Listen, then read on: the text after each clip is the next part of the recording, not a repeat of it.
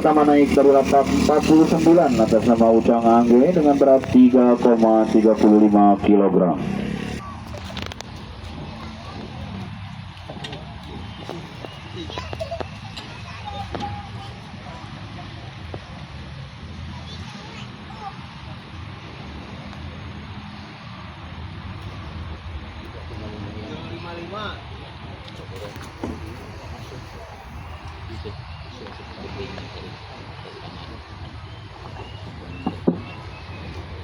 Induk kedua naik dari lapak 56 atas nama Holy Wing dengan berat 3,55 kg masuk poinling pertama.